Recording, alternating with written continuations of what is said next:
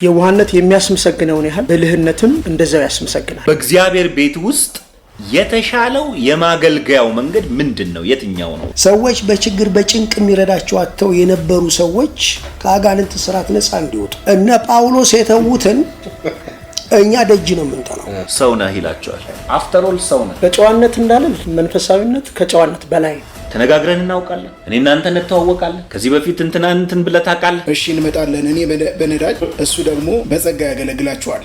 እንግዶች ሲባል ሰው አይደለም ብሎ እንግዳ ሐሳቦችን ነው አለ። የኃይል አገልግሎት ስለኔ ጉዳይ አይደለም። አካሉ ለማነጽ እግዚአብሔር ስለወደደ በወደደው በማይጠቅሙ ሰዎች የሚገልጥ ተራ በሆኑ ሰዎች የሚጠቅመው። በብሉይ ኪዳንም ሆነ በአዲስ ኪዳን እግዚአብሔር የባህሪ ለውጥ ነው ያለው። ምንድነው? ክብሬን ለሌላ ምስጋናዬን ለተቀረጸ ምስል አልሰጠም። ሰላም ጤና ይስጥልኝ። ይህ በኪንግስ ጌት ዓለም አቀፍ ቤተክርስቲያን በሳምንት አንድ ጊዜ እየተዘጋጀ የሚቀርብላችሁ መጽሐፉ ምን ይላል የሚል ፖድካስት ፕሮግራም ነው። ሰላም ጤና ይስጥልኝ። ይህ በሳምንት አንድ ጊዜ እየተዘጋጀ የሚቀርብላችሁ መጽሐፉ ምን ይላል የሚል ፕሮግራማችን ነው። በመጽሐፉ ሰዎች መጽሐፉን የምናወራበት፣ ስለ መጽሐፉ የምንነጋገርበት፣ የምናጠናበት ፕሮግራም ነው ማለት ነው። የዛሬ ፕሮግራማችን ከባለፈው የቀጠለን የሚሆነው የኃይል ስጦታና አጠቃቀሞቻቸው በሚል ርዕስ የሚነሳ ሐሳብ ነው የምናነሳው ማለት ነው። ከመጽሐፉ ሰዎች ጋር መጽሐፉ ስለ ኃይል ስጦታ አጠቃቀሞች እንዴት ሊሆኑ ይገባቸዋል ብለን በጥልቀት ለማየት እንሞክራለን ማለት ነው። የመጀመሪያው ጥያቄያችን የኃይል ስጦታዎች ወይም ደግሞ ሱፐርናቹራል የምንላቸው የእግዚአብሔር የጸጋ ስጦታዎች በቤተ ክርስቲያናችን እንዴት ሊሆን ይገባል፣ እንዴት ልንገለገልባቸው ይገባል የሚል የመጀመሪያ ጥያቄያችን ነው። ይህን ጥያቄያችንን ለፓስተር ቢኒ ሰጠዋለሁ ማለት ነው። ፓስተር እንዴት ሊሆን ይገባል? መጽሐፉ ምን ይላል? መጽሐፉ ምን ይላል? መጽሐፉ ምን ይላል? መጽሐፉ ምን ይላል?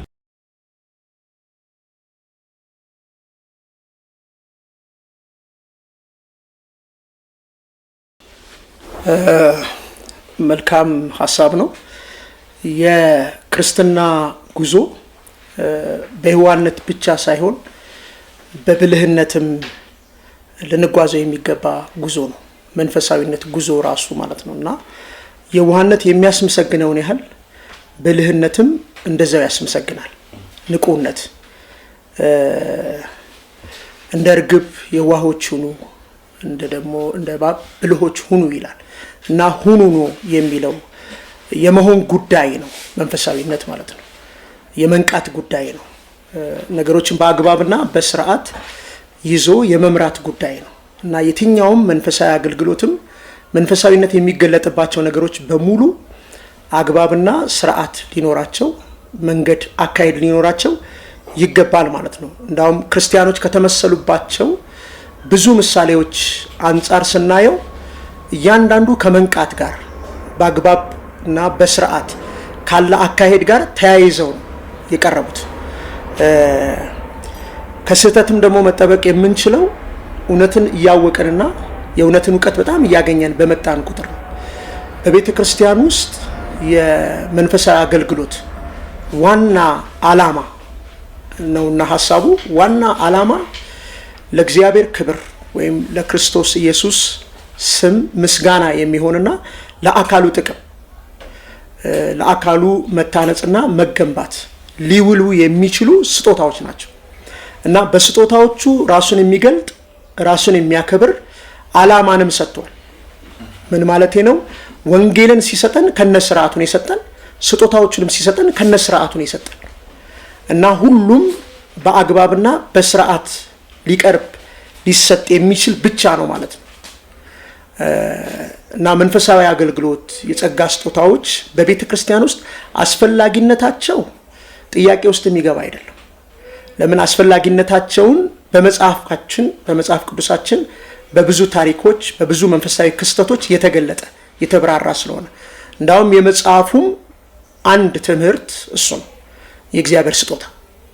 ከልጁ ጀምሮ እግዚአብሔር ስጦታዎችን ሰጥቷል። አሁን ደግሞ በጌታችን በኢየሱስ ክርስቶስ በሞቱና ትንሣኤው በአካሉ ወይም ደግሞ በልጁ ልጆቹ በሆኑት የእሱ መቅደስና ማደሪያ በሆኑት ስጦታዎችን ሰጥቷል። በአንደኛ ቆሮንቶስ 14 ላይ እነዚህን ስጦታዎች በተመለከተ ሁሉ ነገር በአግባብና በስርዓት ይሁን የሚል ቃል ተናግሯል። ያ ማለት መመሪያ ማለት ነው እና የጸጋ ስጦታዎች የተሰጡት ለአካሉ ጥቅም ነው፣ ለአካሉ መታነጽ ነው፣ ለአካሉ እድገት፣ ለአካሉ መገንባት ነው። እነዚህን ስጦታዎች የተቀበሉ ሰዎች በሁሉ ብልቶች ላይ የጸጋ ስጦታዎች ወይም የመንፈስ ቅዱስ ስጦታዎች እንዳሉ ባለፈው በነበረን ዲስከሽን አንስተነዋል። ሁሉም ሰው የመንፈስ ቅዱስ ስጦታ ወይም የጸጋ ተካፋይ እንደሆነ አንስተናል። ሁሉም ሰው መንፈሳዊ አክቲቪቲ አለው ማለት ነው። እያንዳንዱ የራስ የሆነ የሚገልጠው ነገር አለው ማለት ነው። ስለ መንፈሳዊ ስጦታ አጠቃቀም ጥሩ መመሪያ ሊሆነን የሚችለው ዓላማው ነው ብዬ አስባለሁ። ቅርጽም የሚያስይዘን ዓላማው ነው ብዬ አስባለሁ። እና የተሰጠው ለምንድን ነው ስንል ለአካሉ መታነጽና መገንባት፣ ለአካሉ ማደግ ነው።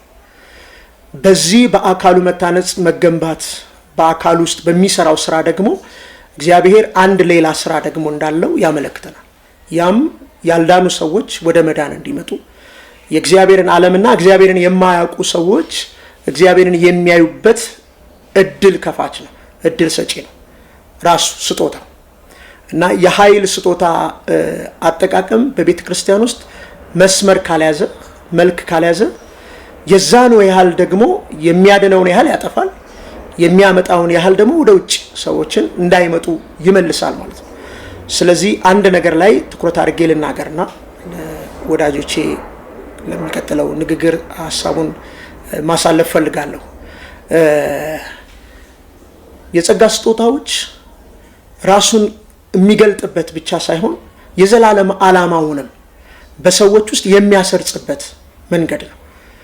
ያ ማለት ምን ማለት ነው? ሰዎች የሚድኑበትን ምልክት፣ እውቀት፣ ብርሃን እያገኙ ሲመጡ ወደ ዋናው የእግዚአብሔር ዓላማ ወይም እግዚአብሔር ለሰዎች ወደ አዘጋጀው ሰፊው የእርሱ ፕሮግራም ውስጥ የሚገቡበት እድል ያገኛሉ እና ሁሉም አስተዋጽኦ አለ፣ በሚናው የሚያበረክተው ነገር አለ።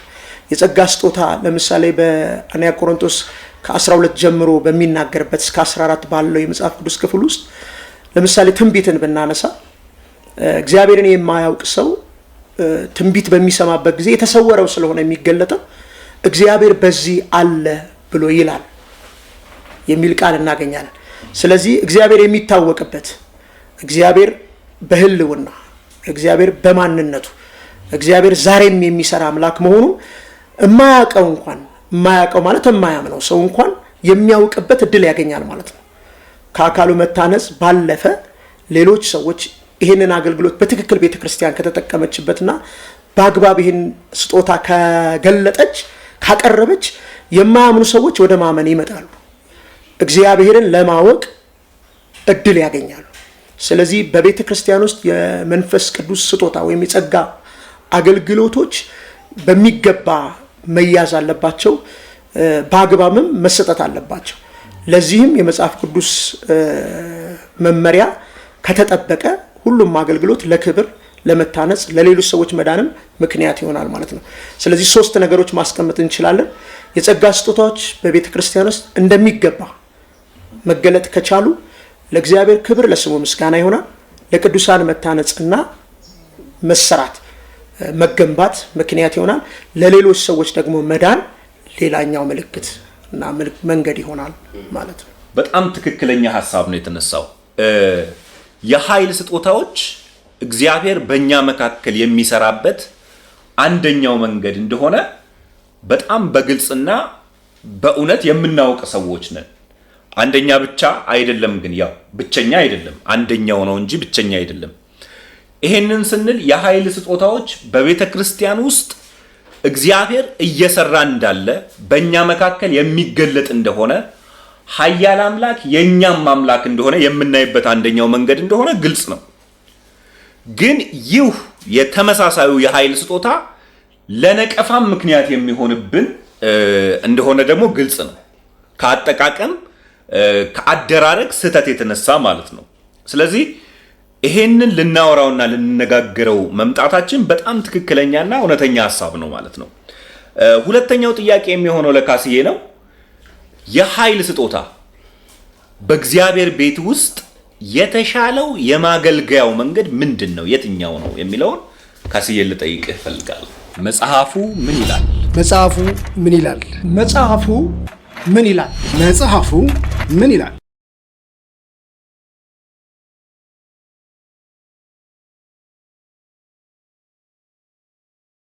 አመሰግናለሁ ብሩኬ። በጣም መልካምና ብዙዎች ደግመው በመመልከት ይህን ርዕሰ ጉዳይ ሊያስተካክሉበትን የሚችሉበትን እድል ይሰጣል ብዬ አምናለሁ።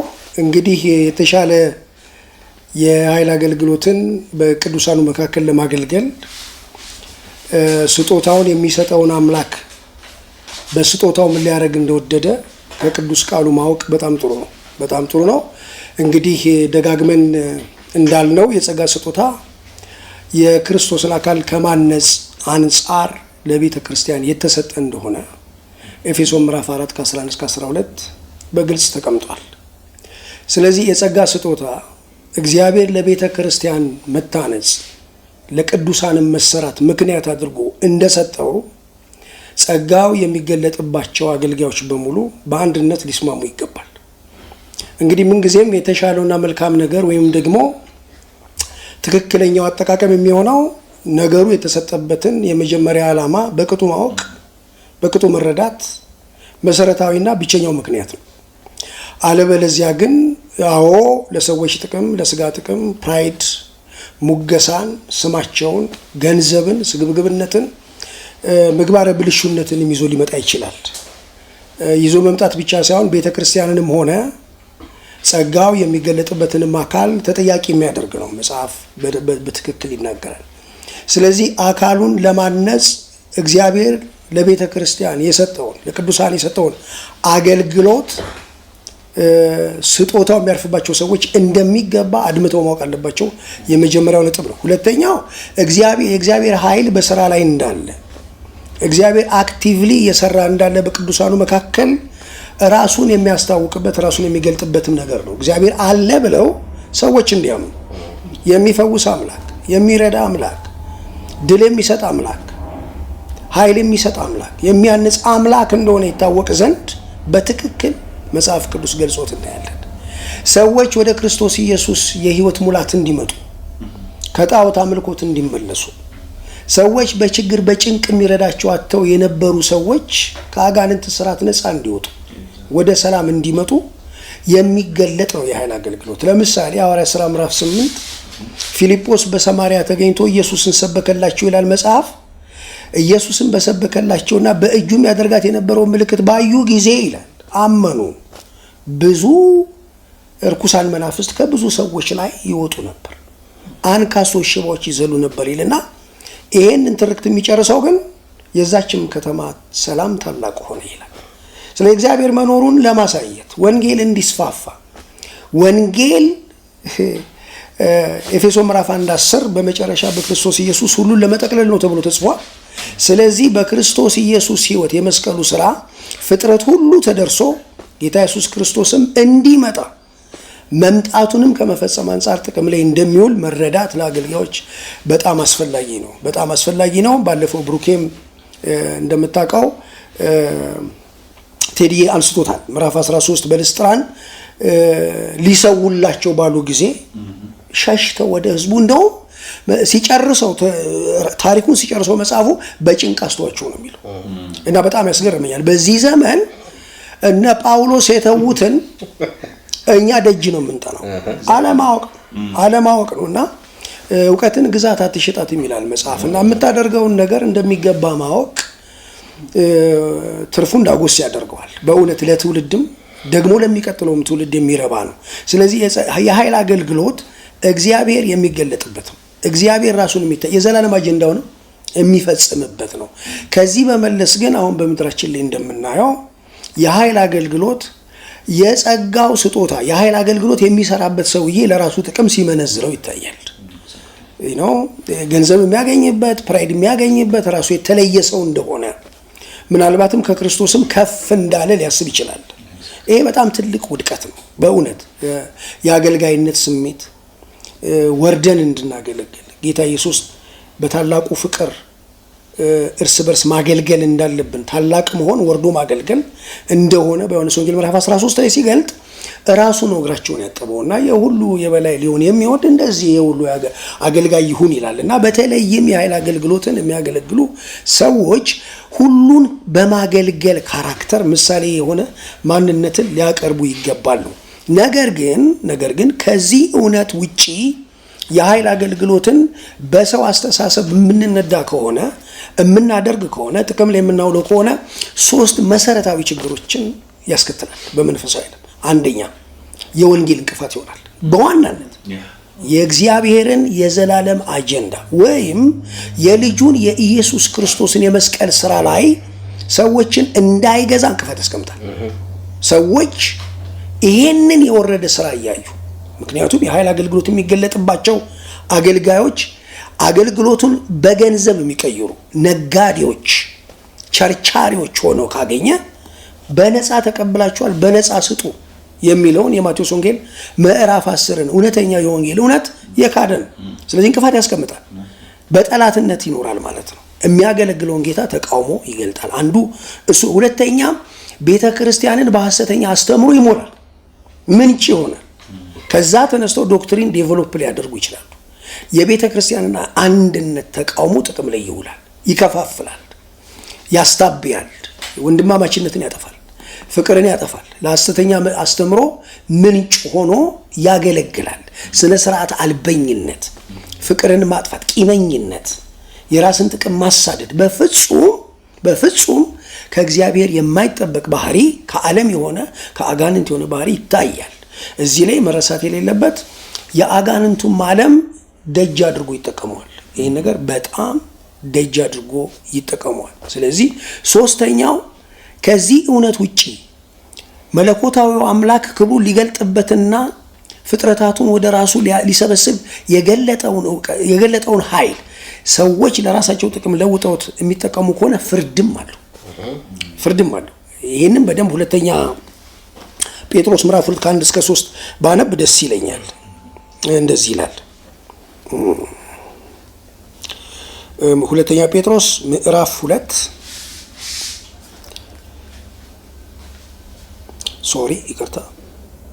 እንደዚህ ይላል። ነገር ግን ሐሰተኞች ነቢያት ደግሞ በሕዝቡ መካከል ነበሩ፣ እንዲሁም በመካከላቸው ደግሞ ሐሰተኞች አስተማሪዎች ይሆናሉ። እነርሱም የዋጃቸውን ጌታ እንኳን ክደው የሚፈጥንን ጥፋት በራሳቸው ላይ እያሰቡ የሚያጠፋ ኑፋቄን አሾልከው ያገባሉ። ብዙዎችም በመዳራታቸው ይከተሏቸዋል። በእነርሱም ጠንቅ የእውነት መንገድ ይሰደባል። ገንዘብንም በመመኘት በተፈጠረ ነገር ይረቡባቸዋል።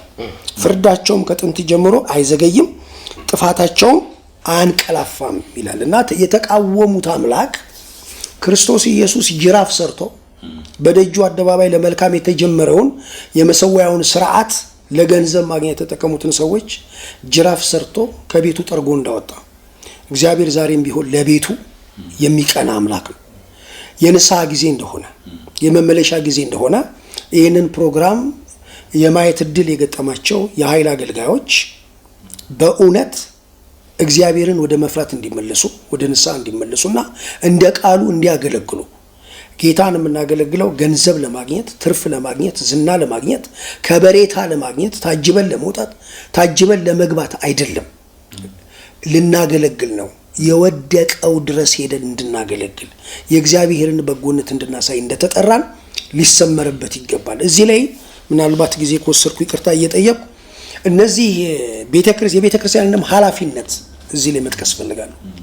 እንደነዚህ አይነት አገልጋዮች ወደ አገልግሎት ከመምጣታቸው በፊት አባት ሆኖ መንገድ የጠቆመ፣ አባት ሆኖ ስህተት ሲያጋጥም የገሰጸ ተቆጪ ገሳጭ አካል ማጣት፣ አባት ማጣት በምድሪቷ ላይ በትክክል እንዳለ ግንዛቤ እንወስዳለን። ቤተ ክርስቲያን አሁንም ነገሩን በእግዚአብሔር ፊት በጾም በጸሎት ይዛ የምትወድቅበት፣ አገልጋዮች ወደ አንድነት የሚመጡበት፣ አገልጋይነትን የሰጠንን ጌታ በአገልግሎታችን እንዴት መጠበቅ እንዳለብን እርስ በርስ ከመታየት አንጻር ቤተ ክርስቲያን በእውነት ኃላፊነቷን ወደ መወጣት ልትመጣ ይገባል። ሉጋም እንደበጠሰ ወይንም ፍሬን እንደበጠሰ መኪና ዝም ብለን እንደ አገልጋይ መጋለባችንን አቁመን ንስሐ የሚባል ፌርማታ ላይ ቆመን እግዚአብሔር የሚከብርበትን ብቻ ለማድረግ በቀረው ዘመናችን ራሳችንን ልንሰጥ ይገባል። አለበለዚያ ግን ኪሳራውን ብዙ ያደርገዋል። ጸባችንም ከእግዚአብሔር ጋር ይሆናል። እሱም በቤቱ ያለነውን እኛን እንደ ቃሉ ማናገለግል ከሆነ የእጃችንን እንደሚሰጠን ይሄው ሁለተኛ ጴጥሮስ ምዕራፍ 2:1-3 ያነበብነው ሕያው ደግሞ የታመነ የማይዋሽ እግዚአብሔር እንደዚህ ይናገራል። አመሰግናለሁ ብሩኬ። ፓስተር የተባረክልኝ። የተሻለው መንገድ አንተ ያልከው ነው። ሰርቫንት መሆን ወይም ደግሞ አገልጋይ መሆን፣ ኢየሱስን መምሰል፣ እንደነ ጳውሎስ መሆን። ቅድም ስታነሳው ነበር እነ ጳውሎስ ባገለገሉበት ምድር ክብረታ ሲሰጣቸው፣ ያልተገባ ነገር ሲሰጣቸው ልብሳቸውን ቀደው ነው የሮጡት። እኛ ብንሆን ምን እናደርጋለን? በዚህ ጊዜ ያልተገባውን ክብር በግድ ነው እየፈለግን ያለ ነው። በግድ ነው እየሻትን ያለ ነው። ስለዚህ ልናገለግል እንደተጠራ እውነተኛ አገልጋዮች የሆኑ ሰዎች ይሄንን ሊገነዘቡ ይገባል።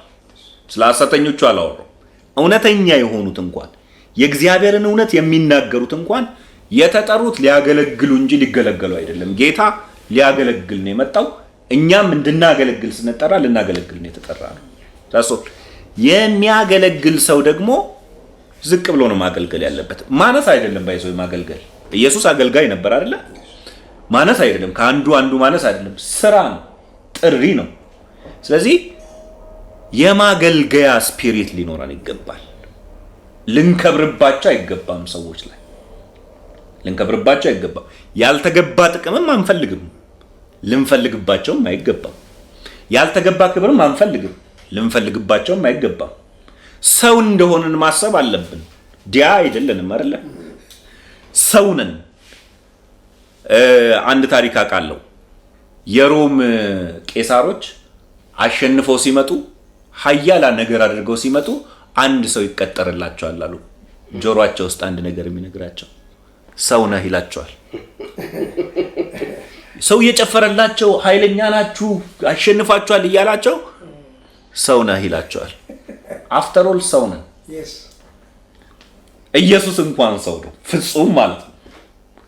አፍተር ኦል አንበልጥም፣ አናንስም፣ ግን አገልጋዮች ነን። ይህንን ማሰብ አለብን። ይሄው ሊገባን ይገባል። የሚቀጥለው ጥያቄ ፓስተር ቢኒጋ ነው አሁን የምመለሰው። የምናየው በአገልግሎታችን ወይም ደግሞ እውነተኛ ብለን በምንጠራቸው አገልጋዮች የምናየው አንዳንድ ነገር አለ። መናፍስትን ስናስወጣ፣ ፈውስን ስናመጣ ነው ያልኩት፣ ስናደርግ አላልኩም። ምክንያቱም እኛ እናደርግም። ፈዋሽ እግዚአብሔር ነው። እኛ ፈውሱ የሚያልፍብን ሰዎች ነን። መናፍስትም እኛ እናስወጣም። ባይዘው እግዚአብሔር በእኛ ነው የሚያስወጣው። አስወጡ እንባላለን፣ ግን በእግዚአብሔር ኃይል ነው የምናስወጣው። ይሄንን በደንብ ኢንቱ ኮንሲደሬሽን እኛ አይደለንም ባለቤቶቹ ልልፈል ስለፈለኩ ነው። ስህተቶች እንዳሉ በጣም ግልጽ ነው አይደለ? መናፍስትን ስናስወጣ መናፍስት ማናገር፣ መናፍስት ማስለፍለፍ፣ ከመናፍስት ኢቭን ኢንፎርሜሽን መጠየቅ፣ ፈውስ ስናደርግ፣ ትንቢት ስናመጣ አስተውለን እናውቃለን። አገልጋዮች ስለሆነ እናውቃለን፣ በደንብ እናያለን፣ ተነጋግረን እናውቃለን። እኔ እናንተ እንተዋወቃለን። ከዚህ በፊት እንትን ብለህ ታውቃለህ። እንዲህ አይነት የቤታችን ጉድፎች አሉ። ይሄንን እንዴት እናስተካክለው ፓስተር? መጽሐፉ ምን ይላል? መጽሐፉ ምን ይላል? መጽሐፉ ምን ይላል? መጽሐፉ ምን ይላል?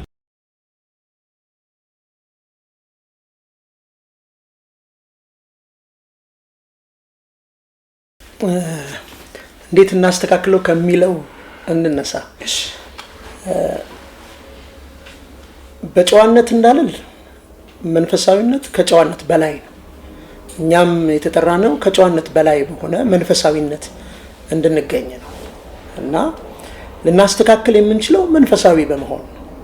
መንፈሳዊ ደግሞ ልንሆን የምንችለው መንፈሳዊ በሚያደርገን እግዚአብሔር ቃል፣ በእግዚአብሔር ቃል ጋር ባለን የመታዘዝ የመገዛት ህብረት ነው። የእግዚአብሔር ቃል የሚመራን የሚያዘንና የሚገዛን ከሆነ የምንታዘዝ፣ የምንገዛ፣ የምንመራ እንሆናለን። ለእያንዳንዱ እርምጃ ለሚደረጉ ነገሮች ሁሉ የእግዚአብሔር ቃል ብርሃንና እውነት መመሪያን የሚሰጥ ቃል። ስለዚህ የመጀመሪያው ነገር የእግዚአብሔር ቃል የሚለውን ማስተዋል አለብን። ሰይጣን በራሱ መልክ አልመጣም። ወደ ዘፍጥረት ምዕራፍ 3 ስንሄድ በእባብ ነው የመጣው እና በሰይጣን ለዲያብሎስ ሕያዋን ሆነው በወጥመድ እንደተያዙ ሰዎች እንዳንሆን አለን። ግን ለማን እንዳለን ለማን እየሆንን እንደሆነ እስከማናውቅ ድረስ ልንያዝ የምንችልበት አደጋ እንዳለ በጣም ማወቅ መቻል አለብን። አንድ ስህተት ቶሎ ብሎ ያ ስህተት መታረም ካልቻለ እዛ ላይ አይቆምም፣ ለሌላ ስህተት ይዞ ነው የሚሄደው እና ለሰይጣን ብዙ የሚሰራለት መንገድ፣ ብዙ የሚሰራለት አስተሳሰብ ከቃሉ ውጭ የሆነ አደራረግ፣ አካሄድ፣ አቋም ሲኖረን ብቻ እና የሚስተካከልበት የመጀመሪያው ነገር የእግዚአብሔር ቃል ስለተሰጠን የጸጋ ስጦታም ሆነ በእኛ ስለሚሰራው ስራ ምን ይላል ብሎ የእግዚአብሔርን ቃል ማወቅ፣ ከእግዚአብሔር ቃል በደንብ ራስን ማስተማር። የመጀመሪያው ብዬ የማስበው የእግዚአብሔርን ቃል መማር አለበት ሰው።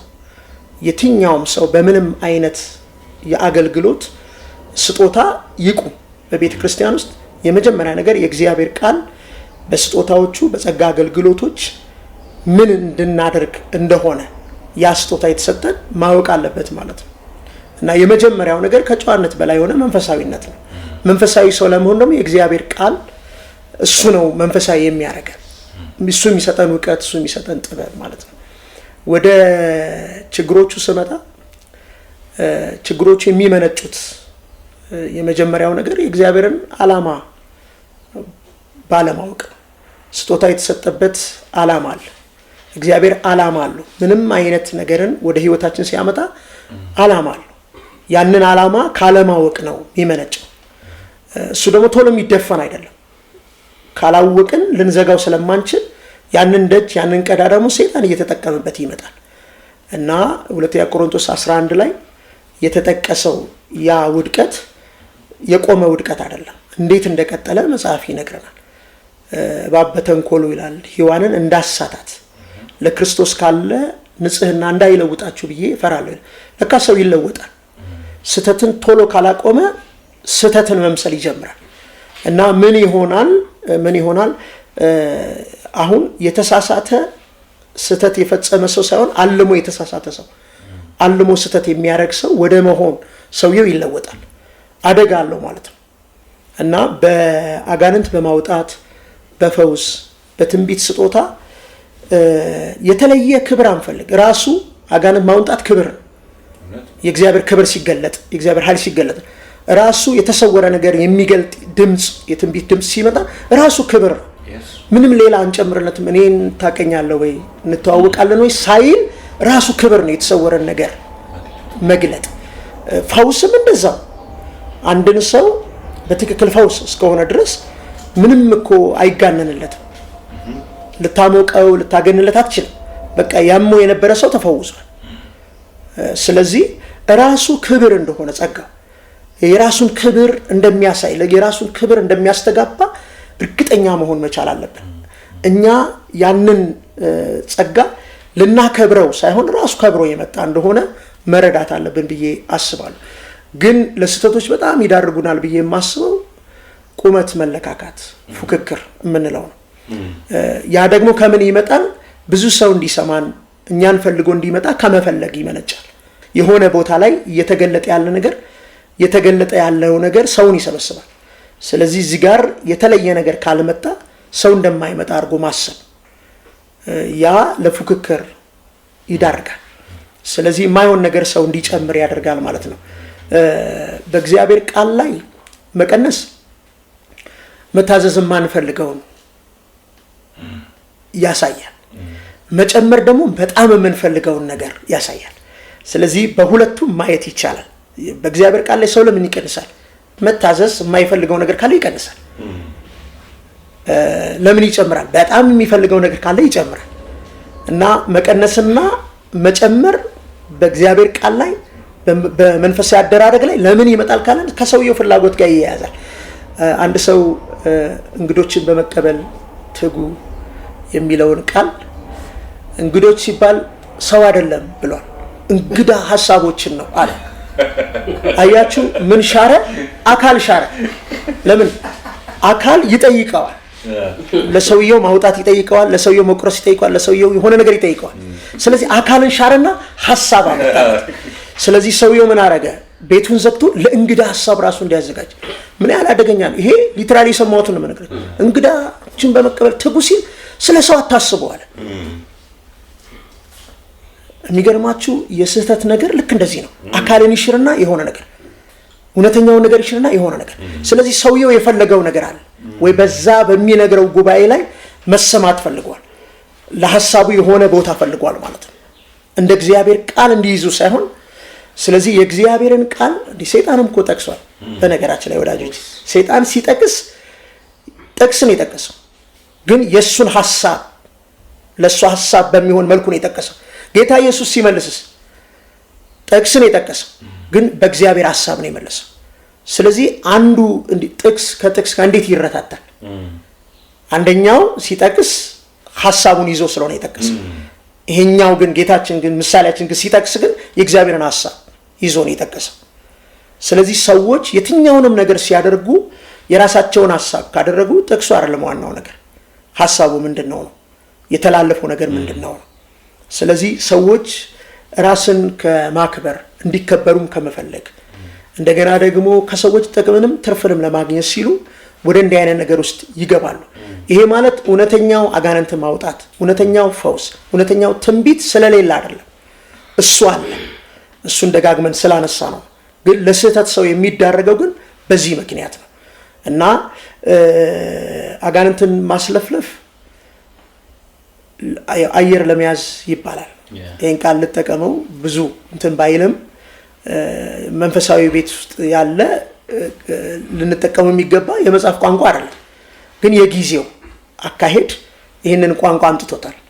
እና አየር መያዝ የሚባል ነገር አለ እና የሚወስዱት ጊዜ አስቸጋሪ። እንዳውም አንድ ነገር ብጠቅስ ጥሩ ነው፣ ምናልባት ያስተምራል ብዬ አስባለሁ። ሰውየው ትንቢት ያመጣል። ይሄም የታመነና እውነተኛ ነገር ነው የምናገረው። ሰውየው ትንቢት ሲያመጣ ለካ ካሜራ ማኑ እየቀረጸው አይደለም። ኦልሬዲ ትንቢቱን ጨርሷል። ትንቢቱ ራይት ነው። በነገራችን ላይ ትንቢቱ ራይት ነው። የተሰወረ ነገር ነው የገለጠው። በተሰወረው ነገር አዎ የሚል ምላሽ ለመጣለት መልእክተኛ እየሰጠ ነው። ኦልሬዲ ሲጨርስ ካሜራ ማኑ እየቀረጸ አይደለም። ና ነው እንደገና አንቺ ሴት ብሎ ጀመረ። በቃ በቂ ነው። ምንድነው የተፈለገው? የሰውየው መታነጽ፣ የሰውየው ፈውስ አይደለም። ይህን ስናገር የእውነት ፈገግ ቢያስብልም ውስጤ ያዝናል። እንደሱ አይነት መልክ ይዟል አገልግሎታችን። ካሜራማኑ የለም። ስለዚህ የሴትዮዋ መፈወስና በእግዚአብሔር መጎብኘቷ ሳይሆን የሰውየው መታወቅ ያለፈበት ነገር እሱን እንዲያሳይለት የፈለገው ነገር አለ። ስለዚህ ከስማችን ይልቅ ስሙ፣ ከክብራችን ይልቅ ክብሩ የቀደመበት እንዲሆን አገልግሎቱ በዚህ አግባብ መያዝ አለበት ማለት ነው። እና ቃልን ወደ ራስ ሐሳብ፣ የራስን ሐሳብ እንዲናገር ወደ ማድረግ፣ የራስን ክብር ለማሳየት ከሌሎች ይልቅ ብርቱም ስለሆነን አይደለም። እንደወደደ መንፈስ ለጥቅም ይሰጣል። መንፈስን መግለጥ ለጥቅም ይሰጠዋል ነው የሚለው። የተሰጠንም ሌላው እንዲጠቀም። እንዳውም ሲጀምር ራሱ ከኛ ጥቅም ጋር የሚያያዝ እንዳልሆነ ራሱ ቃሉ በቂ ነው። አንደኛ ቆሮንቶስ 12 መንፈስን መግለጥ ለጥቅም ይሰጠዋል ወይም ለአካሉ ለጋራ ጥቅም ይሰጠዋል ነው የሚለው። የኛ ጥቅም እንኳን የለበትም። ከዚህ መነሳት አለበት አገልጋይ። የኔ ጥቅም እዚህ ውስጥ የለም ብሎ ከጀመረ በእውነት ያገለግላል፣ በትህትና ያገለግላል፣ በቅንነት ያገለግላል። እግዚአብሔር የሚከብርበት የአንድ ሰሞንም ደግሞ አይሆንም። በዘለቄታ እስካሁን እኮ በእግዚአብሔር ቤት ውስጥ ምስክሮች አሉን። በነገራችን ላይ እኛም እንደ ደመና የሚሆኑ ምስክሮች አሉን። እስካሁን አገልግሎታቸው ክብር ምሳሌ የሆነ ምንማረው የሆነ ምን ጠቅሳቸው ሰዎች በአካላዊ ድካም በቤታቸው ያረፉ ግን አሁንም አገልግሎታቸው እስካሁን ለኛ መመሪያና ትምህርት የሚሆኑ ሰዎች በመካከላችን አሉንና አባቶች እና እነሱንም ብናይ ይበልጥ የምናገለግልበትን ትክክለኛውን መንፈስ እንድንይዝ ያደርገናል ብዬ አስባለሁ። በጣም ትክክል ፓስተሬ። ኦልሞስት ሞሮለስ ሁሉንም ብለኸዋል። ወደ መጽሐፉ እንመለስ ነው ዋናው ሐሳባችን። መጽሐፉ ላይ አሁን የምናወራቸው የኃይል ስጦታዎች፣ የመግለጽ ስጦታዎች፣ የትንቢት ስጦታዎች ተፈጽመዋል፣ ሲያልፉም ነበር። ኢየሱስ ክርስቶስ ዘኪዮስን ከዛፍ ላይ በስም ጠርቶታል አይደል? አሁን ስም እንደሚጠሩት አስባችሁታል? እንተዋወቅ ነበር ቢለው ከዚህ በፊት ታውቀኝ ነበር ምናምን ህዝቡን ለማስደመም ማለት ነው። በአገልግሎቶቹ የሚመጣውን ጥቅም እንጂ ከአገልግሎቶቹ የሚመጣውን ክብር አንፈልግ። ይሄ የመጽሐፍ ቅዱስ ሐሳብ አይደለም። ምክንያቱም መጽሐፍ ቅዱስ ላይ እጅግ በጣም ብዙ በእግዚአብሔር ጸጋ ያገለገሉ ሰዎች እንዲህ አሁን እንደምናየው ነገር ሲያደርጉ አናይም። እንደው በጣም የሚገርመኝ ታሪክ ጳውሎስ ይመስለኛል ንግግሩን ባበዛ ጊዜ አንድ ሰው ወደቀ፣ ሞተ፣ ፈወሰው አይደል? ፈወሰውና ንግግሩን ቀጠለ። ስብከቱን አለቀ። የሞተ ሰው ፈውሰህ ስራህ የምትቀጥል ነው ልትሆን የሚገባ። አየር አልያዘም ጳውሎስ። እኔ ፈውሼው እኔ አድርጋለሁ፣ ፈወሰው፣ አስቀመጠው፣ ቀጠለ። እንደውም ንግግሩን አብዝቶ ነበር። እንግዲህ ከዛም በላይ አበዛ ማለት ነው። ምን ልል ነው የፈለግኩት? የመጽሐፉ አገልግሎት አሁን እንደምናወራውና እንደሚታየው አይደለም። መጽሐፉ ላይ ያለውን አገልግሎት ኢሚቴት የምናደርግ ከሆነ፣ የምንቀዳ ከሆነ፣ የምንኮርጅ ከሆነ እንዲህ ካሉ የቤተ ክርስቲያን ጉድፎች፣ ስህተቶች ራሳችንን እናጸዳለን።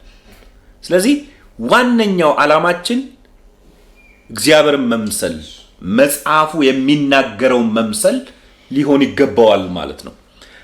ምናልባት ያው የሚያያዙ ናቸው ጥያቄዎቹ። ከዚሁ ጋር በተያያዘ ሰዎች በጸጋ ስጦታዎች ራሳቸውን ሲያጎሉ እናያለን፣ ራሳቸውን ሲስሉ። አንድ ምሳሌ አለ የምታውቁት ከሆነ ልድገመው።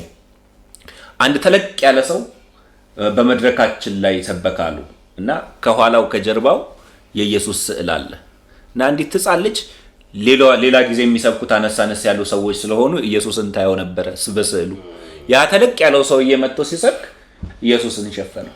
እማዬ ዛሬ የመጣውና የሰበከው ሰባኪ ግን ኢየሱስን የሚሸፍን ነው አለች። ያው ከግዝፈቱ የተነሳ ማለት ነው። እንዲህ አይነት ብዙ ራሳቸው በመድረኮቻችን ላይ የጎሉ ያው ስዕሉን የእውነተኛ የሆነው የተሰቀለውን ክርስቶስን የሚሸፍኑ ብዙ አሉ። ስለዚህ ራስን ማጉላት ከጸጋ ስጦታ አንጻር፣ ከኃይል ስጦታ አንጻር እንዴት ሊታቀብ ወይም ደግሞ ሊከለከል ይገባዋል የሚለውን ፓስተር ይመልስልኝ። ፓስተር ዳኒ መጽሐፉ ምን ይላል? መጽሐፉ ምን ይላል? መጽሐፉ ምን ይላል? መጽሐፉ ምን ይላል?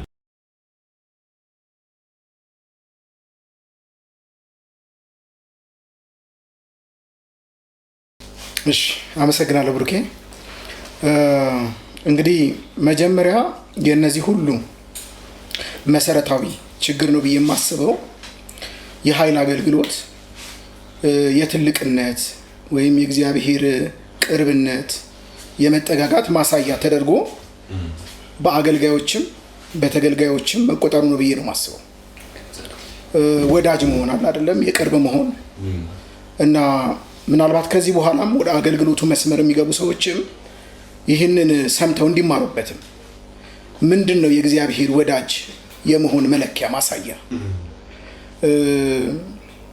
ስለ አብርሃም መጽሐፍ ቅዱስ ሲናገር ዘፍጥረት ምዕራፍ 18 ላይ በውኑ ከወዳጄ ከአብርሃም የምሰውረው ነገር አለን?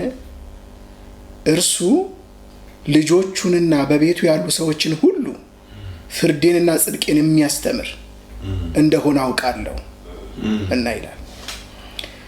የወዳጅነት ማሳያ የእግዚአብሔር ኃይል በእኛ ሲገለጽ ሳይሆን እኛም በመንገዱ ስንሄድ ሌሎችም የእግዚአብሔርን መንገድ እንዲከተሉ ስናስተምር እንደሆነ ሊሰመርበት ይገባል። በአገልግሎት ዘመኔ እንዳየሁት ብዙ ሰዎች የኃይልን አገልግሎት በተለየ መንገድ የሚፈልጉት ለመታወቅ መክበሪያ መንገድ ሰዎች የኃይል አገልግሎት የተገለጠበትን ሰው እንደ ልዩ ሰው አርገው የመመልከት አመለካከት ስላለ ነው። እንዳውም አንድ ጊዜ አንድ ወዳጅ ሲናገር ስሙን መጥቀስ አግባብ ስላልሆነ ምን አለ፣ ደወሉልኝ አለ ከክፍለ ሀገር ለአገልግሎት ነው እና ወንጌላዊ ከሌ መጥተህ እንድታገለግለን እንፈልጋለን፣ አንተ በቃል አገልግለን፣ ደግሞ አንድ በኃይል የሚያገለግል ሰው አብረህ ይዘህና ወይም በጸጋ የሚያገለግል ሰው ይዘህና አሉኝ አለ። እሺ እንመጣለን፣ እኔ በነዳጅ እሱ ደግሞ በጸጋ ያገለግላቸዋል አልኳቸዋል። ራሱ ማስተማርን የእግዚአብሔርን ቃል መስበክን የጸጋ አገልግሎት አድርጎ ማይመለከት ብዙ ሰው አለ። ከዚህ ነው መጀመሪያ ያለብን። ትልቅነት አይደለም በኃይል አገልግሎት ማገልገል። እግዚአብሔር እንደወደደ ለአካሉ መታነጽ በማይጠቅሙ ሰዎች፣ ተራ በሆኑ ሰዎች፣ በማይችሉ ሰዎች፣ በደካማ ሰዎች ራሱን ሊገልጥ የወደደ እግዚአብሔር የሚገለጥበት መንገድ እንጂ የሰውን ብስለትና ትልቅነት ማሳያ እንዳልሆኑ መጀመሪያ ሊሰመርበት ይገባል። ጌታ ኢየሱስ ትዝ ይላችሁ እንደሆነ በሉቃስ ወንጌል ምዕራፍ 7 ላይ መጥምቁ ዮሐንስ በተሰናከለበት ጊዜ ወደ ኢየሱስ መልእክተኞች ይላካ አይደለም ማለት። ስለ መጥምቁ ዮሐንስ ስታነቡ ስለ ኢየሱስ ፒውር የሆነ መረዳት የነበረው ሰው ነው። ነገር ግን ከገባበት መከራ የተነሳ የምትመጣው አንተ ነህ ወይስ ሌላ እንጠብቅ የሚል መልእክት ላከበት እና ኢየሱስ እሱ የጠበቀው አጠባበቅ እንዳልሆነ ሊገልጽለት እሱ የጠበቀው የእስራኤልን መንግስት እንደገና መልሶ ከዛ እሱ ንጉስ ሆኖ ሌሎች ተከታዮቹን ሹማምንት የሚያደርግ ሌሎቹ እስራኤላውያኖች ሁሉ ከጭንቃቸው የተነሳ እንደሚጠብቁት አይነት መሲህ ስለሆነ የጠበቀው አይ እኔ የመጣሁት እንዲህ ልገልጥ ነው አለና የእግዚአብሔር መንግስት ወንጌል ይሰበካል፣ እውራን ያያሉ፣ ሙታን ይነሳሉ፣ ይህንን ያያችሁትን ሂዱና ንገሩ አላቸውና ለመልእክተኞቹ ከነገራቸው በኋላ ለታዳሚው ግን እንደዚህ ያለ ምን ልታዩ መጣችሁ አላቸው። ምን ልታዩ መጣችሁ?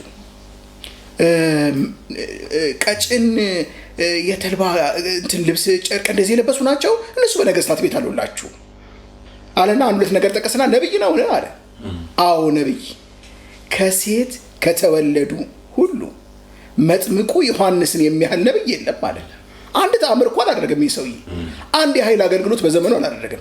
የእግዚአብሔር መንግስት መጥታለች ብሎ ወደ መሲሁ ብቻ የጠቆመ ሰው ግን ኢየሱስ ምን አለ? በመንግስተ ሰማያት እንኳን አለ መጥምቁ ዮሐንስን የሚበልጠው ከሁሉ ታናሽ የሆነ ሰው ነው። የትልቅነት የእግዚአብሔር ወዳጅነት እኔ አለብኝ የሆነ ትልቅ ነገር አለብኝ ብሎ የማሰብ አመለካከታችን ስለሆነ ብዙ ችግር የሚፈጥረው ከሱ መቆጠብ አለብን ብዬ አስባለሁ። ይህን የሚሰሙ ምእመናንም በራሱ የተሳሳቱ ነቢያት የተሳሳቱ የኃይል አገልግሎት አለን ብለው የሚገለጡ ሰዎችን የሚከተሉበት ምክንያት ስለ ኃይል አገልግሎት ያለን አመለካከት አንዱ የተዛባ ስለሆነ። ሌላ ልጨምር የምፈልገው ነገር ጳውሎስ ምንድን ያለው በሁለተኛ ቆሮንቶስ ምዕራፍ 11 ላይ ሰይጣን ራሱን የብርሃን መልአክ እስኪያደርግ ድረስ ይለውጣል፣ አገልጋዮቹ የብርሃን አገልጋዮች እስኪመስሉ ድረስ ይለውጣል። መመዘኛ ሳይኖረን አሁን የእግዚአብሔርን ቃል ልታስተምር ስትል አድማጭ ጆሮ ብዙ የለም ታውቃለህ። ይሄንን ብዙ አይደለም አድማጭ ጆሮ ያለው ነገር ግን የኃይል አገልግሎት ባለበት ቦታ ሁሉ ሰዎች ይሰበሰባሉ። ለምንድን ነው? ሰዎችም ልክ የልስጥራን ሰዎችም እኮ ያደረጉት ይሄን ነው። ቀደመው ስለ ልስጥራን ተነስተዋል አይደል? የልስጥራን ሰዎች ኃይል የተገለጠበት ሰዎች ሰማው ጋርሊ ኤሌመንት አለው ብሎ ስለሚያስብ ነው። ይሄ አመለካከት እስካሁን ድረስ አለ። የኃይል አገልግሎት ሲገለጥበት ጋርሊ ኤሌመንት አለው ብሎ የማሰብ ነገር ጋርሊ ኤሌመንት ላይሆን ይችላል። ሌላ ስፒሪት ሊጠቀምበት ይችል ይሆናል። ባለፈው እንትናችን እንደተነጋገር ነው መመዘኛዎች አሉ አይደለም? ከብሉይ ኪዳን ጀምሮ እኮ ዘሌዋውያን ላይ እኮ ያስቀምጥላቸዋል። ለምሳሌ የመጀመሪያው ተናግሮ የተናገረው ነገር ካልተፈጸመ ይላል። ከዛ ተናግሮ ደግሞ ይላል ምዕራፍ 13 ላይ የተናገረው ተፈጽሞ ደግሞ ሌሎች አማልክትን እናምልክ ቢል አትከተለው። ያ አስተማሪ፣ ያ ሰባኪ፣ ያ የኃይል አገልጋይ ያን አገልግሎት ካገለገለ በኋላ ወደ ማን ነው አቴንሽን ዳይቨርት የሚያደርገው? በጣም መሰረታዊ ህዝበ ምእመኑ ማወቅ ያለበት ነገር እሱ ነው። ማንን እንድከተል ነው የሚያደርገኝ? ወደ ማን ነው የሚስበኝ?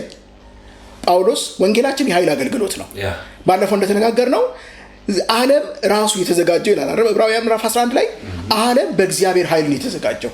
የሚታየው ከማይታየው ነው የተፈጠረው። ፍጥረት የእግዚአብሔር ኃይል ውጤት ነው። አገልግሎት የእግዚአብሔር ኃይል ውጤት ነው። ወንጌላችን እንኳን በቃል ብቻ አልመጣም፣ መንፈስንና ኃይልን በመግለጥ ነው የመጣው። ኃይል አልባ ወንጌል የለንም። ይሄ ኃይል ግን ቢገለጥ ምንድን ነው? ጳውሎስ በአንደኛ ቆሮንቶስ ምዕራፍ 2 ላይ እንደዚህ ይላል፣ በእናንተ መካከል በነበርኩ ጊዜ ይላል፣ በእናንተ መካከል በነበርኩ ጊዜ እምነታችሁ ሰው ሰራሽ በሆነ ትምህርት ላይ እንዳይመሰረት ቃሌም ስብከቴም መንፈስንና ኃይልን በመግለጥ ነበር ይላል። ያንን መንፈስንና ኃይልን እንኳን የሚገልጥበት ምክንያት የሚመካ በእግዚአብሔር ይመካ ምዕራፍ 1 ቁጥር 31 ላይ የሚደመድሙ በሱ ነው። አይናቸውን ከሰው ላይ እያነሳ የመስቀሉ አጀንዳ ላይ ለመትከል ነው የኃይል አገልግሎት የሚያስፈልገው። የኃይል አገልግሎት ስለኔ ጉዳይ አይደለም። አካሉ ለማነጽ እግዚአብሔር ስለወደደ በወደደው በማይጠቅሙ ሰዎች የሚገልጠው ተራ በሆኑ ሰዎች የሚጠቅመው እንደዚህ እኮ ነው። ሁለተኛ ቆሮንቶስ ምዕራፍ 4 ላይ ጳውሎስ የሚለው ይህ የከበረ መዝገብ በተሰባሪ ሸክላ ውስጥ አለ ነው የሚለው። ሸክላው ተሰባሪ ነው፣ መዝገቡ ነው የከበረ። ስለዚህ ያንን አስበን ክብር ለሚገባው ክብር መስጠት ለእግዚአብሔር እና በአግባብ በስርዓት የመጨረሻ ድምጽ የሱ ነው። አንደኛ ቆሮንቶስ ምዕራፍ 14 ቁጥር 40 ላይ ነገር ሁሉ በአግባብና በስርዓት ይሁን፣ ኢንቴንሽናችን ይፈወስ፣ ተግባራችን ይፈወስ። የእግዚአብሔር ቤተክርስቲያን እግዚአብሔር በሙላት የሚጠቀምባት ትውልድ የሚታነጽባትና ያልዳኑ ሰዎች ወደ እምነት የሚመጡባት እንድትሆን በአንድነት መንፈስ ለእግዚአብሔር ክብር በመስጠት መንፈስ እንቁም። አመሰግናለሁ። አሜን። ጌታ ኢየሱስ ይባርክ ፓስተር።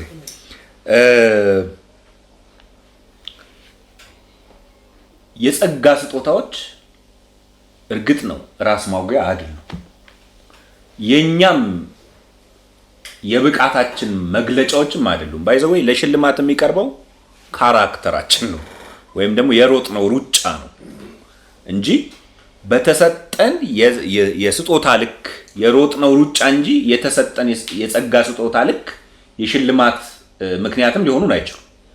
የአክሊል ምክንያት ማለት ነው። በጣም ልንጠነቀቅ ይገባል ማለት ነው። ኢንቴንሽናችንም በጣም ሊፈወስ ይገባል። ማንም ከራሱ ብቃት የሰው ስም አይጠራም አይደለ ወይ? ጠንቋይ ካልሆነ እሱም ደግሞ ከሌላው ብቃት ነው። ኖርማሊ ከሌላው ብቃት ስል ከሌላው መንፈስ ብቃት ማለት ነው፣ ወይም ደግሞ ከእውነተኛው መንፈስ ብቃት። ስለዚህ ብቃታችን ከኛ እንደሆነ ልንቆጥር አይገባንም ማለት ነው። የበቃንበትን መብቃት በደንብ ልናስተውል ይገባል። እንደውም እሱ እጅግ ትሁት ሊያደርገን ይገባል ባይ ነኝ። ማለት የዳንበትን መዳን እሱ ነው አይደል? የጸጋ ስጦታ ማለት እሱ ነው። የጸጋ ስጦታ ማለት እኮ ለማይገባው ሰው የሚሰጥ ነፃ ስጦታ ማለት ነው። ስለዚህ ስለሚገባንና ኃይለኛ ስለሆንን የእግዚአብሔር የቅርብ ልጆች ስለሆንን ምናምን አይደለም። በቃ እግዚአብሔር እንደወደደ መጠን በመንፈሱ የሚያካፍለውን መንፈስ በእኛ ውስጥ ያለ ስስት ስለገለጠ ብቻ ይሄ በግልጥ ሊሰመርበት ይገባል። ትንቢት የሚናገረው ቤተ ክርስቲያን ውስጥ ናታኒም ከምታጸዳው ሴትዮ እኩል ነው።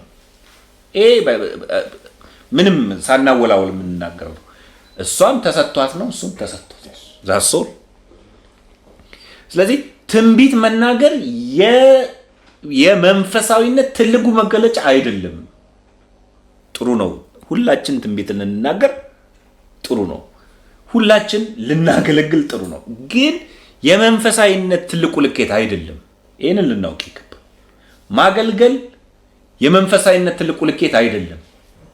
መንፈሳዊነት ይልቁንም በተሰጠን መክሊት ወይም ደግሞ በተሰጠን ጸጋ ልክ መሮጥ ነው።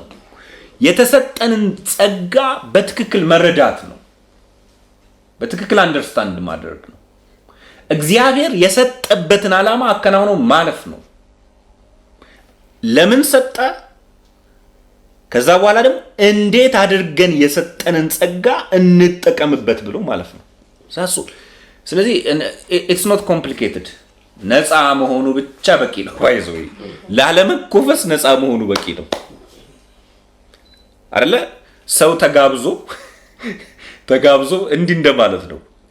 በጣም ባለ ሀብት የሆነ ሰው ኑ ልጋብዛችሁ ብሎ ስብስብ አድርጎ ወስዶ ቢጋብዘንና በጣም በልተን ጠጥተን ከረካም በኋላ ሊከፍል ሲል 25 ሳንቲ 50 ሳንቲ 30 ሳንቲ ምናምን አዋተን እንጨምርልህ እንደማለት ነው።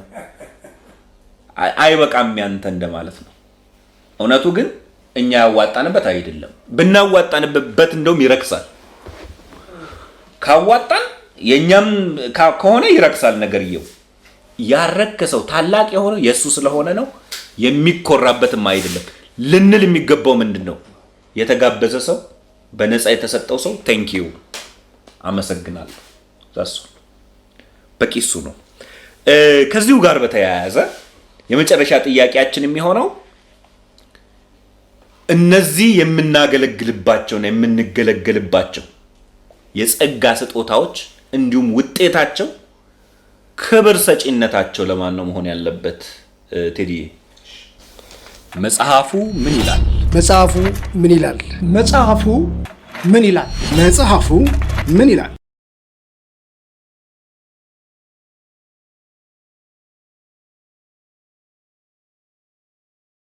አመሰግናለሁ። መቼም ወርቅ ነገር በተነገረበት ውስጥ መድፊያውን የኔ መሆኑ እጅግ በጣም ደስ ይለኛል። በተለይ ስለ ክብሩ እንደው ስናነሳ መቼም አጭር ነው፣ ለከሌ ነው ማለት ቀላል ነው። ይላሽ ለምን አልሆነም ነው፣ የሆነ አይደለም ነው ጥያቄያችን። አንድ አባባል አለ በእኛ ሀገር፣ እንኳን እናቴ ሞታ እንዲሁም አልቀሳለቀስ ይለኛል። ሰው በተፈጥሮ እንኳን እንዲህ አይነት የኃይል አገልግሎቶችም ሆኑ ስጦታዎች በሰውነቱ ተገልጦ ጭብጨባ መጥቶለት ይቀርና እንዲሁም ሰው አንቱታን ከበሬታን መሻማት ይፈልጋል። ከኤደንም የወጣንበት አንዱ እንደሱ ነው። እንደ እግዚአብሔር መሆን ይፈልግ ስለነበረ ያጣውን ነገር ነው ፕሮፖዝ አድርጎ ለና አዳም ያመጣውና እና አዳም እንዲወጡ ያደረገ። ሰው አቴንሽን መሳብ ይፈልጋል፣ ባንድም በሌላም ትኩረት መሳብ፣ የዛ ትኩረት ባለቤት መሆን፣ ጭብጨባው ውዳሴው አለ። ማን ከደው ነገር ምንድነው? ከአንድ ድርጊት በስተጀርባ ሁሉ ጊዜ ጭብጨባዎች ሊኖሩ ይችላሉ፣ አድናቆቶች ሊኖሩ ይችላሉ፣ መደመሞች፣ መደነቆች ሊፈጠሩ ይችላሉ። መጽሐፍ ቅዱስም ዝናው ወጣ የሚል ቃል አንብባችኋል። ጌታ ኢየሱስ ክርስቶስ ገና ማቴዎስ ወንጌል ምዕራፍ 4 ላይ ዝና ሁሉ ወጣ ይላል። ለምንድነው ዝናው የወጣ?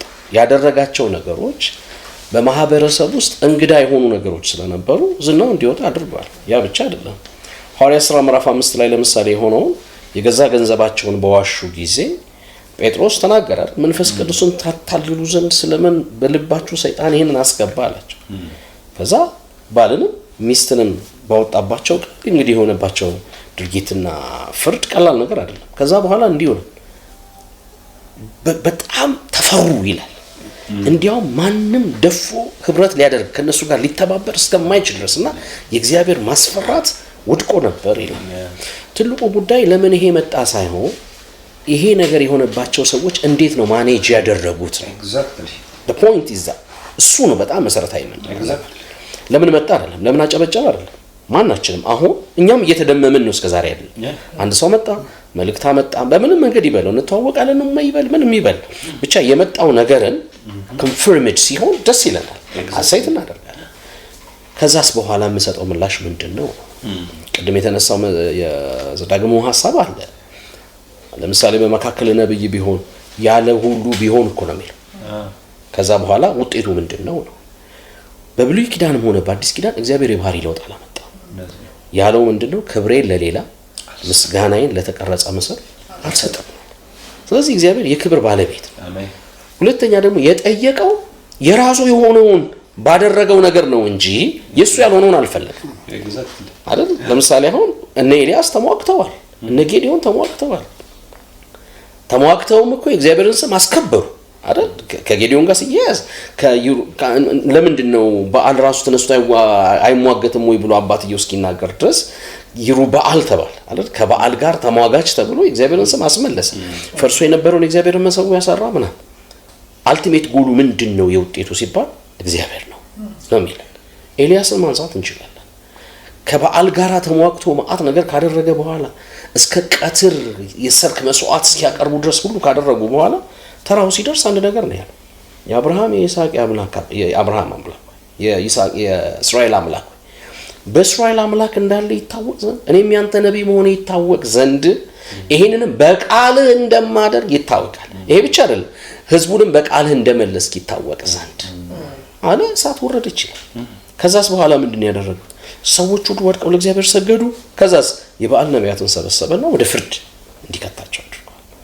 ሁልጊዜ የሚመጣው ውጤት ማንን ነው ግሎሪፋይ የሚያደርገው የሚለው ነገር በጣም ወሳኝ ነው። ለዚህ ነው መጽሐፍ ቅዱስ በጣም ለአገልጋዮች በተለይ መልእክት አለኝ እንድንጠነቀቅ የሚነግረው ታማኝ አድርጎ ቆጥሮ ነው ለአገልግሎት የሾመንም ጸጋንም የሰጠን። አሜን። እሱ መረሳት መቻል የለበት። የሰጠን ታማኝ አድርጎ ነው። እስከምን ድረስ ፕሮፐርሊ ስጦታውን መጠቀም ብቻም ሳይሆን በስጦታው በኩል የሚመጡ ነገሮችም ደግሞ ጠቅለለን ለማን ለመስጠት ለእግዚአብሔር። በጣም የሚደንቀው ነገር ቀደም ዳኒ ያነሳውን ነገር አጽንኦት መስጠት እፈልጋለሁ። እጅ ጭነን አጋንንት ስለሚወጣ በሽተኛ ስለሚፈወስ ብቻ አይደለም። ለምንድን ነው ለሌሎች አገልግሎቶች ኢግኖረንት የምንሆነው? ህዝቡን አላበላሸነውም ወይ? የእግዚአብሔርን ቃል እንዳይጠብቅ እንዲያውም ቶሎ ሰውየው ቃል በጨረሰና ይልሃል የሚል መልእክት እንዲመጣ አንድ ሰው አልጠቅስም ስም ትልቅ ቸርች መሪ የሆነ ሰው አንድ በጣም አፉ ጣፋጭ ሆነ አስተማሪ ያለና እንዲህ አለኝ አለ። አፍሽ በጣም ጣፋጭ ነው፣ ያቺ ነገር ብትኖርሽ ጥሩ ነበር እና ቃል በቃል ዲሽዋ ብትኖር ጥሩ ነበር አለ ማለት ነው። ይሲ ስለዚህ በትምህርት የሚመጣ መታነጽ ማደግ ለአካሉ የተሰጠው እንግዲህ የዓላማ መሳት ነው አይደል? ቀደምም ዓላማውን መሳት ነው ካስዬ ያለን ማለት ነው። ስጦታው የተሰጠበትን ዓላማ ስናጣ ሁልጊዜ የምናደርገው ነገር ምንድነው? ውጤቱን ለማን ልስጠው የሚለው ነገር ውስጥ ዳይለማ ውስጥ እንገባለን። ለምን? ሰው በተፈጥሮ ይሄን ሽሚያ ስለሚፈልግ ማለት። ለዚህ እኮ ነው ተነጋግረን ነበር ወይ አልነበረም ወይ? እኔ ማስታወስ አንድ ታሪክ አለ። የገና በዓል ነው፣ እንግድነት ሰው ቤት ሄጃለሁ። ቴሌቪዥን ከፍተዋል። እንግዲህ በብዛት ቴሌቪዥን ከማያዩ ሰዎች ነኝ። ብዙ መንፈሳዊ ቴሌቪዥኖች አላይም። ያን ቀን ከፍተዋል። እንግድነት ስለሄድኩኝ ሌላም ቢከፍቱ እንግዳ ስለሆንኩ ማለት ነውና አገልጋዩ ምን ይላል? ቢፎር ኤንድ አፍተር ነው ፊልም የሚታየው። እና ልጅት ከገጠር መጣ፣ አይኗ ታማሚ የነበረች አንድ አይኗ ጠፍቶ የነበረ ነው። የቢፎሩን መጥቶ ሄዶ እንደጸለየላት ምናምን ያሳያል። ከዛ አፍተር ከተፈወሰች በኋላ ለምስክርነት ሲመጣ ቋንቋው ተደበላለቀ። ሴትዮዋ አማርኛ አጣርታታቅ ወደዚህ በመጣሽ ጊዜ እኔ ምን አልኩሽ ይላታል። እናተ ልጄ አይኗ አይም ነበር አየትላለች። እሷ አይደለም ያልኩሽን ስሚ፣ እኔ መጥቼ መጀመሪያ ምን አልኩሽ ይላል። ከዛ እሷ ደግሞ ልጄ አይኗ አይም ነበር አየትላለች። እኔ እንዲህ አልኩኝ፣ አይ እግዚአብሔር ነው በመንገዱ ይቆመበት አልኩኝ። ለምን ውር ነበረች ማለት መተህ እንዲያልከኝ ማለት ነው የተፈለገው ማለት ነው። ስለዚህ ናሬሹ ማን እንዲወራ ነው የተፈለገው? እሱ እየተተረከ እንዲሄድ ነው የሚፈልገው። ጳውሎስ የገላትያን የተረከበትን መንገድ የምታስታውሱ ከሆነ ምዕራፍ 1 ላይ አሳዳጅ ነበርኩ፣ አንገላታች ነበርኩ፣ ማአት ነገር ነበርኩ ይልና ከዛ በኋላ ግን ያ ያሳድድ የነበረውን ሃይማኖት እሱ ራሱ እየሰበከ ነው ብለው ብዙዎች ስለ እኔ እግዚአብሔርን አከበሩ ይላል። ዩሲ የትኞችንም ነገሮቻችን ምስክርነቶቻችን ሊሆኑ ይችላሉ። አንዳንድ ሰዎች ምስክርነት ላይ ጎበዝ ናቸው፣ ግን የዳነ ሰው ይመዘግባሉ እና በእኔ የዳነ ይላል። እኛ መልእክተኞች ነን። ልክ ተዬ እንትና ቡና ጠጡ እንደሚባለው ለሰዎች መልእክት የምናደርስ ነን። የሰዎችን ህይወት የሚቀይር ግን ማን ነው? ጌታ እና ለከለማ እኔ በእኔ ምክንያት ነው የሚሉ ሰዎች አሉ። ኦኬ እኮ ምን ይሁን ታዲያ ምን እናድርግ? ይሄ በአንተ ምክንያት ስለሆነ ሰዎች ተፈውሰዋል። እኔ ለዚህ ነው ሰዎች ቅድም ያልኳትን አባባል ያነሳዋት። ለዚህ ነው መጥምቁ ዮሐንስን ካነሳ ዮሐንስ ወንጌል ምዕራፍ 1 ላይ ስለ ኢየሱስ ክርስቶስ ወደ ገዛ ወገኖቹ መጣ፣ ገዛ ወገኖቹ አልተቀበሉትም፣ ለተቀበሉት ግን በስሙ ላይ ምናምን ብሎ ከዛ ቃል ስጋ ማለት ነገሮች አወራናል። ዮሐንስም መሰከረ፣ ምስክርነቱ እንዲህ ነው ይላል። ምን ስትለው እሱ ስለ ክርስቶስ ሊመሰክር እንጂ እሱ ራሱ ክርስቶስ እንዳልሆነ መሰከረ። ወዲያው ከዚህ ንግግር በኋላ እንዲህ ይላል፣ አንተ ስለ ራስህ ማን ትላለህ? መሲሁ ነህ ሲሉት እኛ ቢሆን በለው አንል እንደማለት ነው። ጀስት ነብዩ ነህ በለው አንልም እንላለን። ለምን? ከነገስታት ጀምሮ ሰብስቦ ያመጣ ወታደር ሳይል ታክስ ኮሌክተር ሳይል ሁሉ ተገቢ የሆነ የንስሐ መልእክት ያስተላለፈ ሰውዬ ከከተማ ሰብስቦ ምድረ በዳ ጠርቶ በመልእክቱ ብዙ ሰዎችን የማረከ ሰውዬ መሲሁ ነህ ሲባል እንደ ማለት ነው ቢልድ እንኳን አይፈረድም። አይደለሁም ሁሉም የተጠየቁት ሁሉ ምን አይደለሁም ማን ስንባል ነው ደስ የሚለው? አየህ ማክበር የምንፈልግባቸው ነገሮች ስላሉ ነው። ልክ ነው ምናምን እንድንል ትልቅ አገልጋይ ነው መባል ስለምንፈልግ ከበሬታውን እንሻማለን። እግዚአብሔር ደግሞ በዚህ ደስተኛ አይደለም። እግዚአብሔር በየትኛውም ውስጥ ሰዎች ሊፈወሱ ይችላሉ። የስጦታዎች ሁሉ ዓላማ ታላቁ ተልእኮ ተፈጽሞ እግዚአብሔር መንግስት እውን እንድትሆን አሜን። ከዛስ በኋላ ሁሉም በዚህ ምድር ላይ ያከተማሉ። በዛ ትንቢት የለም ፈውስ የለም አከተመኩ። የማይቀረው አንድ ነገር ነው እግዚአብሔር ማክበር ግን በዛም ነው የሚቀጥል። ስለዚህ ታርጌታችን ምንድነው? የነዚህ ሁሉ ስጦታዎች ሰብከን ሰዎች ከሰሙን መለወጥ በህይወታቸው ከመጣ ጸልየን ጸሎታችን ከተሰማ ሰዎች በጸሎታችን ተጽናንተው ፈውስ ከሆነላቸው አጋንንት ቢወጣ የትኛውም አይነት ኃይል ቢደረግ ክብሩ ለእግዚአብሔር ነው የሚገባው። አሜን። አመሰግናለሁ። ጌታ ኢየሱስ ይባርክ። ሁላችሁንም ጌታ ኢየሱስ ይባርካችሁ። እግዚአብሔር በጣም ደግ ከመሆኑ የተነሳ ልጁን ሰጠን። ልጁን ብቻ አይደለም ከልጁ ጋር መንፈሱን ሰጠን። መንፈሱ ደግሞ የጸጋ ስጦታን ያለ ገደብ አፈሰሰልን። ባይዘወይ የጎደለን የለም አይደለ? ለመንፈሳዊነትና እግዚአብሔርን ለመምሰል የሚያስፈልገን ሁሉ ተሰጥቶናል። እግዚአብሔር ይክበር። የሰጠን እግዚአብሔር ነው። ይሄንን ነው ማመን ያለብን።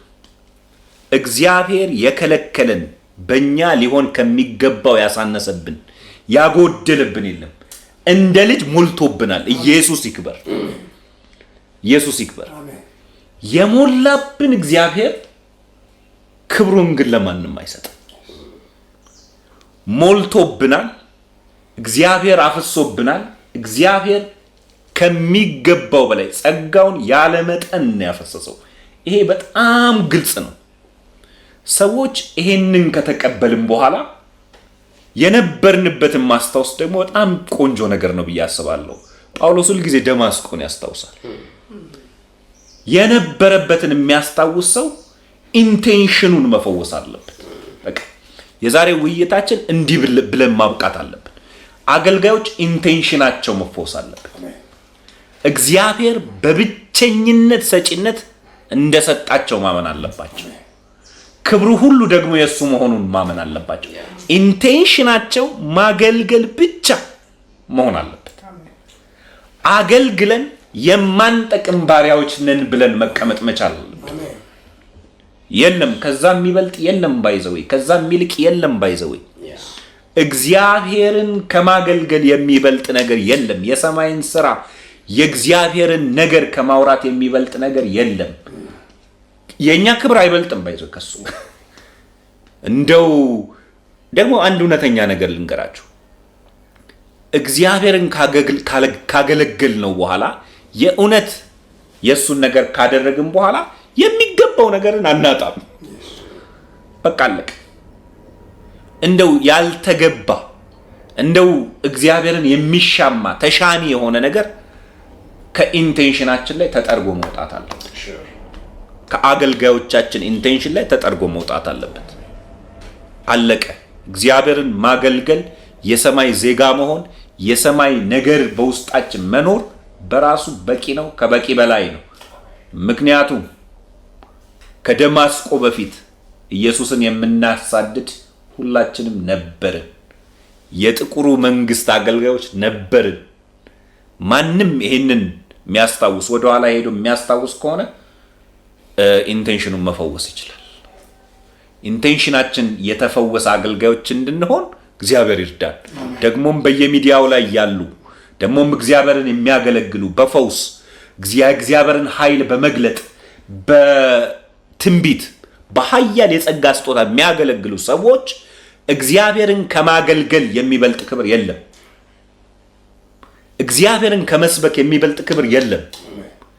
ክብር እሱ ብቻ ነው። ለኛ የምንሰበስበው ክብር በእሳት የሚቃጠል እንደ ገለባ እንደ ጥቂት ነገር በእሳት ፊት እንደሚቀልጥ እንደ ሻማ ነው። ዛሱ እግዚአብሔርን ከማገልገል የሚበልጥ ክብር የለም። እንደ ስብከት ካረኩት ይቅርታ። ስለዚህ ሁላችንም እሱን መገንዘብ አለብን። ኢንቴንሽናችን መፈወስ አለበት። እግዚአብሔርን በማገልገል ውስጥ እግዚአብሔርን አብሮ በመሆን ውስጥ የሚገኝ ክብር ከሁሉ ይበልጣል። ጌታ ኢየሱስ ይባርካችሁ። አሜን።